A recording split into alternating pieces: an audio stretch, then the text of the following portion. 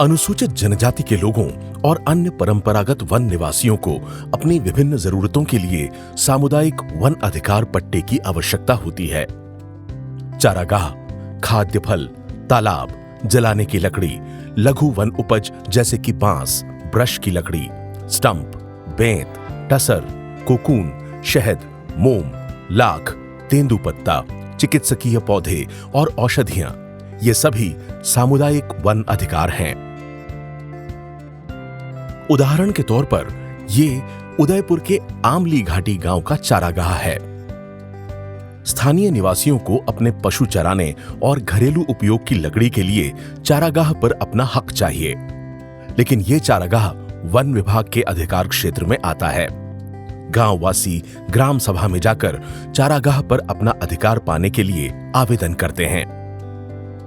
ग्राम सभा के पास पहले से ही क्षेत्र में रह रहे लोगों के सामुदायिक वन अधिकारों की जानकारी है, इसलिए ग्राम सभा खुद इसका सीमा निर्धारण कर सकती है कि किस समुदाय या गांववासियों को क्या अधिकार मिलना चाहिए। गांव के निवासियों के आवेदन पर ग्राम सभा अपना निर्णय निर्धारित करती है। ग्राम सभा चाहे तो मौके पर वन अधिकार समिति के माध्यम से सत्यापन और सीमा निर्धारण की कार्यवाही भी कर सकती है। ग्राम सभा गांववासियों के पक्ष में अपने निर्णय को उपखंड स्तरीय समिति को भेजती है। यह समिति अपना निर्णय जिला स्तरीय समिति को भेजती है। जिला स्तरीय समिति गांववासियों को इस चारागाह का अधिकार पत्र जारी कर देती है। चारागाह की तरह ही वन उपज भी सामुदायिक अधिकार है। इस वन उपज का उपभोग करने के साथ ही ये निवासी इसे स्थानीय बाजार में बेच सकते हैं। जैसे कि आपने देखा, सामुदायिक वन अधिकारों के लिए ग्राम सभा में आवेदन किया जाता है। ये आवेदन गांव के मुखिया द्वारा या समुदाय द्वारा निर्धारित अन्य किसी व्यक्ति द्वारा किया जा सकता है।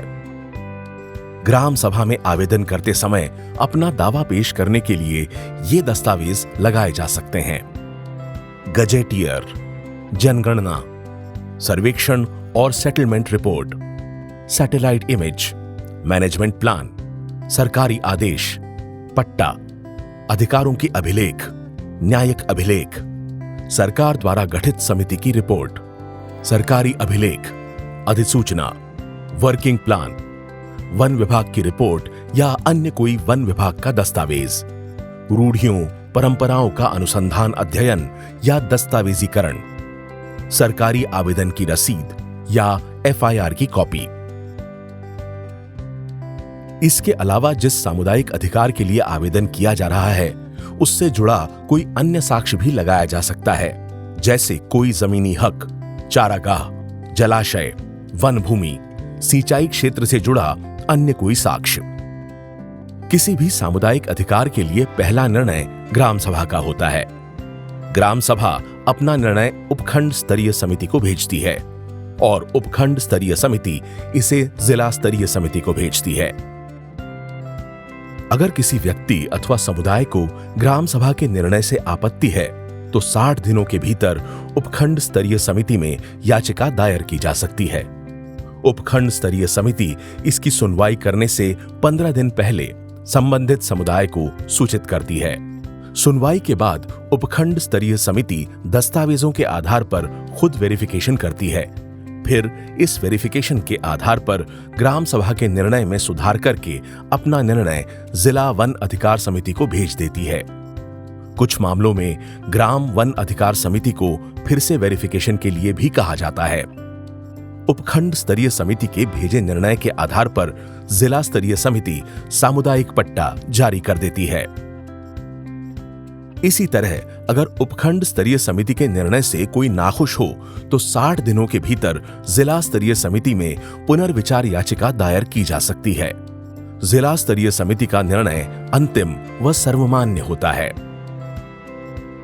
परंपरागत वन निवासी अपना जीवन यापन करने के लिए वन संपत्ति का इस्तेमाल जरूर करते हैं, लेकिन इन वनों का और आसपास के क्षेत्रों का पूरा ध्यान रखते हैं। इन वनों का इनसे बेहतर कोई रखवाला नहीं है।